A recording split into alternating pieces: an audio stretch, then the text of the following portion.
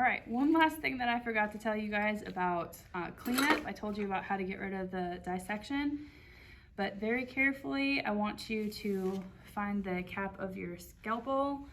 Again, one-handed recapping. We don't want you to stab yourself with that. Be very careful with the pins. Most of my students either stab themselves with this or with the pins.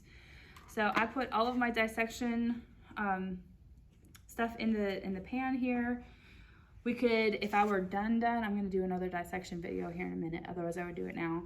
I could take the sides of the trash bag and just fold everything up, put that in the trash container and just get rid of that. But you are gonna have to use the dissection tray and these tools for the pig dissection as well as the kidney dissection.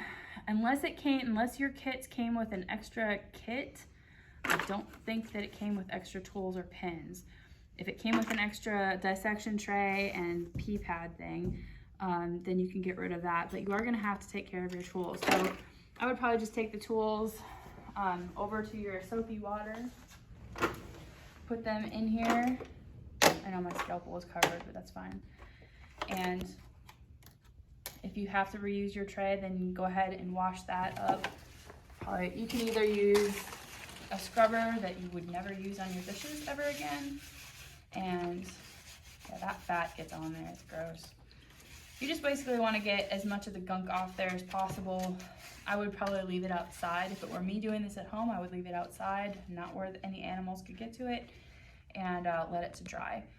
And same thing with the pins, just be very careful. All you're trying to do, you're not going to eat off these things later. Just clean them off, set them off to the side.